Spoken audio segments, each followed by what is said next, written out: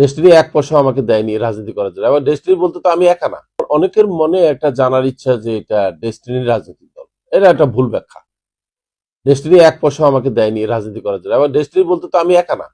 ডেস্টিনিতে বিশাল বাহিনী আছে, বোর্ড আছে, ডেস্টিনির কর্মচারী আছে এবং 43.5 লক্ষ আছে, আপনার পরিবেশক আছে। এদের মধ্যে হয়তো কেউ কেউ আমার সাথে এখানে দল করতে আসছে, এটা সত্যি। কিন্তু এটা ডেস্টিনির ফাইন্যান্সও হচ্ছে না, ডেস্টিনির মতামত হচ্ছে না, ডেস্টিনি এখানে সহযোগিতা তো নাই, বিরোধিতাও তো নাই। এটা সম্পূর্ণ আমার চিন্তাধারা। আমি একজন ব্যক্তি ডেস্টিনি করি, আমি চাকরি তো করতে পারি, আমি একটা বিশ্ববিদ্যালয়ে শিক্ষকতা করতে পারি। তো এখন কি আমাকে সেই শিক্ষকেরও বলবেন যে উনি ডেস্টিনির লোক? না, এটা হয় না। আমার একটা পেশা, আমার একটা চর্চা থাকতেই পারে। আমি অ্যাথলেটও হইতে পারি, আমি তো দাবা খেলি। তো এখন আমাকে যদি আপনি পরিচয় করায় দেন, যদি কোনো কারণে আমি ন্যাশনাল প্লেয়ার হতে পারি, আপনি কি আমাকে ন্যাশনাল প্লেয়ার বলবেন না ডেস্টিনির প্লেয়ার বলবেন? এটা হয় না।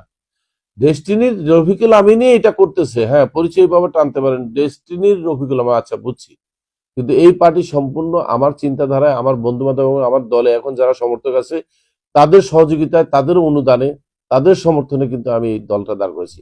এখন রাস্তা খোলা রেখেছি যে ডেস্টিনি 2000-এর ক্রেতা পরিবেশকরা কেউ যদি মনে করে যে তাদের ক্যারিয়ারের পাশাপাশি আমার মতো চিন্তা যদি তাদের মধ্যে ঢুকে যায়, আমরাও দেশ সংস্কারে আছি, আমরা দেশে একটা সুস্থ ধারা রাজনীতি চাই, আমরাও চাই দেশের মধ্যে একটা ভালো প্রশাসক আসুক। আমরা এখন পর্যন্ত, আমি বলবো গত 52 বছরে এই এই সরকার চলে যাওয়ার আগ পর্যন্ত আমরা একটা ভালো প্রশাসক পাইনি। আমি অভিনন্দন জানাচ্ছি বর্তমান যে প্রশাসক আছে, এই প্রশাসককে আমি কিন্তু একটা শব্দ ব্যবহার করতে খুবই আপত্তি করি, সেটা হচ্ছে ওনারা অন্তর্বর্তীকালীন সরকার নয়। সংবিধানের যে নিয়ম কানুন, সেই নিয়ম কানুন ফলো করে কিন্তু আসা হয়নি। ওনারা প্রকৃতি হচ্ছেন বিপ্লবী সরকার। একটা বিপ্লব ঘটে গেছে বাংলাদেশে, সেই বিপ্লবের মাধ্যমে আসছেন। যদিও ওনারা নিজেদেরকে বিপ্লবী সরকার দাবি করছে না বা কেউ বলছে না, বাট আমি বলবো ওনারা হচ্ছেন বিপ্লবী সরকার এবং আমি ওদেরকে স্যালুট জানাই, লাল সালাম।